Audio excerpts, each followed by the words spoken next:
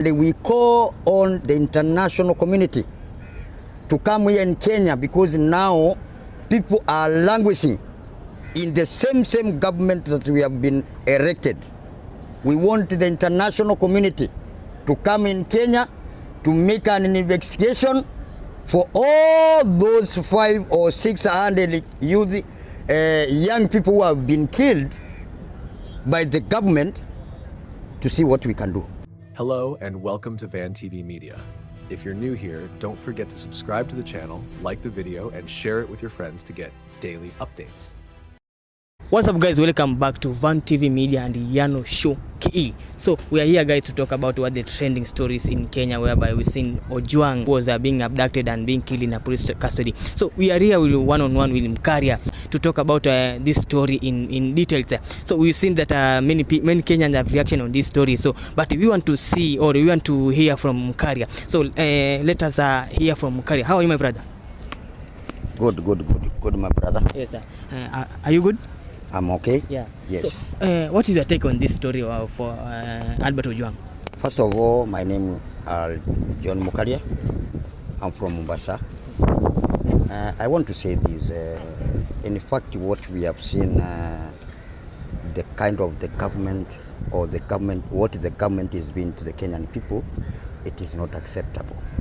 In fact, we have been fighting with the government to live about killing young people in Kenya.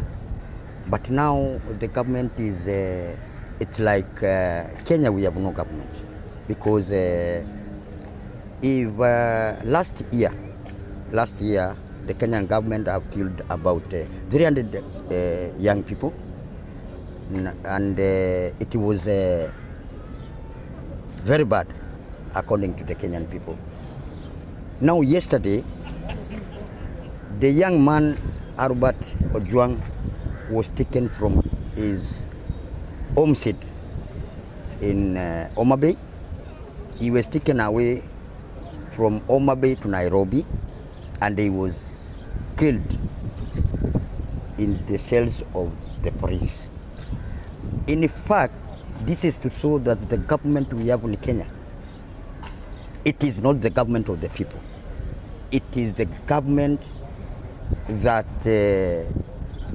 it has that it is killing our young people, and that's why you see all Kenyans now and the entire world, we are condemning these actions in strong terms, because in fact there is no way the DCI or CID can go to Homa Bay. They pick a young man from Homa Bay, bring him to Nairobi and kill him. This is unacceptable, and we condemn it in a very strong terms. And I want to say this because I'm a leader and I know. In fact, when we were voting His Excellency the President William Samoei Ruto, he told us 100 days there will be no judicial killing in Kenya. But now what we are seeing now is like he did not talk what he mean, because now people are being killed like goats or dogs. This is unacceptable, and we call on the international community to come here in Kenya because now people are languishing in the same government that we have been elected. We want the international community to come in Kenya to make an investigation for all those 500 or 600 youth, young people who have been killed by the government, to see what we can do. Because now this is a mass killing. The other day, the government collected almost 80 bodies in sacks in Dandola. the other day, Jerry was abducted when he created a hub to sensitize Kenyans about the budget. This is the government that does not listen to the Kenyan people. What about we seen that many of the Gen Zs who are taking part in the protests against what has been done to Albert Ojwang? What is your take on that? His Excellency the President told Kenyans that this thing of adoption he will finish. And he told us that all the people who are abducted has been taken back to their families. But that was not the correct answer. Because later on, we've seen so many families coming out and say that they have not seen their families. They have not seen their children. They have not seen their sons and daughters. So, I want to see this. Today, there was a meeting in our Senate where CS Murkomen and the Inspector General of Police, Dangra Kanja. They have been called to the Senate to answer the questions on how Albert was abducted, how was he brought from Homa Bay to Nairobi. And I want to say this. In fact, it's like our CS Murkomen is very reluctant. He is very reluctant because if his ministry, if the junior officers can go to Homa Bay, abduct Albert Ojwang and brought him to Nairobi without the Murkomen consent, then I think Murkomen is so reluctant in that ministry. We had the president to make a formal decision to fire CS Murkomen and fire the deputy AG Langat, because what we have seen, and this is not the first time. About 2 months ago, we have so many killings which have been happening in Kenya, like the member of parliament of Gospel. There is somebody in Nakuru who was killed by Kenya WS.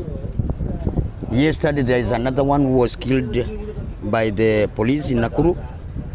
So there have been a lot of killings in Kenya since when Murkomen was appointed to the minister to be the Minister of Interior. Mm-hmm. On the issue of the Senate, we've seen that Kisii Senator Onyonka saying that it was corruption that led to the abduction of Ojwang, saying that Ojwang was exposing the money that is being allocated to police service. So what is your take on Onyonka's speech? In fact, I think Onyonka knows what happens. He knows what caused the harm to the police so that they can kill that boy.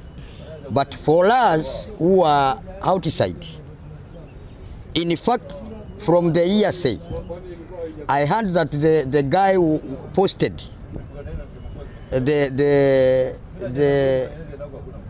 he posted the picture from the Standard newspaper that the Langat was corrupt. That's what I get from the people. But the real state, the real thing that make these killings, we don't know. But the problem is that they are telling us we waiting for an investigation. What investigation are we waiting for? If somebody was taken from his homestead, in between his father and his mom, by 1 p.m., and the people who had abducted him said that they come from the DCI office. Now, what investigation do we want to know? What is the investigation that the government is doing now? And we know the man was abducted by so and so. In fact, those CID officers who went to Homa Bay, they should be sacked from yesterday, because they have so on in to protect the lives of the people and the property. Now, if they can go on and correct a young man from Homa Bay, from Homa Bay to Nairobi, do we have the government? We don't have the government. So,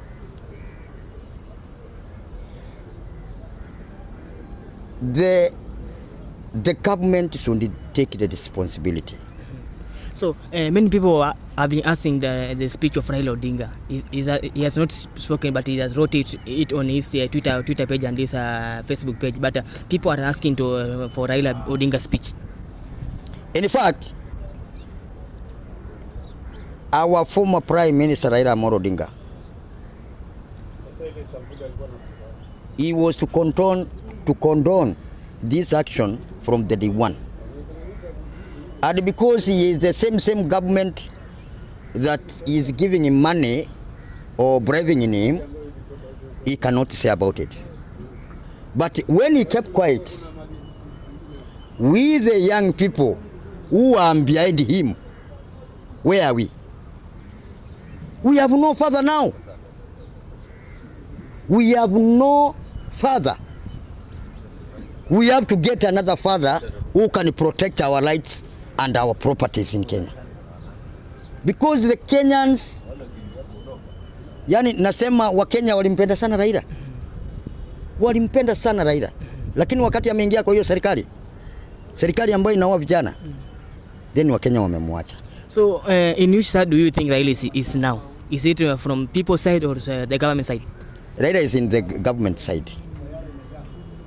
All these things which is happening in Kenya, Raila is in his home, sitting down and watch TV, seeing what the government is doing to the Kenyan. So what is your message to the people of Nyanza region? Because you see this incident has happened to the son of Nyanza region, and you see the people from Nyanza region are in this broad-based government, where their son has been killed by the so-called police, the deputy IG who is in this government. What is your opinion? My opinion is that the people from Nyanza, they have been blackmailed by the former Prime Minister Raila Odinga, because 2022 Raila told the people of Kenya that this government was corrupt. This government was really totally not for the Kenyans. But today, when Raila Odinga gets into the government is good. I want to ask the people from Nyanza community that this is our high time now to come out and move on as the people, to get out from that government. Let's leave Raila Odinga in that government. Let's get out from that government. We support somebody else outside the government. Because these people, Raila, he has shown as Kenyans that he is an opportunist. If Raila gets something in the government which is killing young people, he signed with that government. So what's your take on some Kenyan leaders have said that like Esther Passaris and Karen Nyamu say that they are supporting what was being done to Ojwang. Esther Passaris said that he was with IG Kanja during the incident. So what is your take on the people that are supporting IG Kanja? Esther Passaris, he is not the real Kenyan.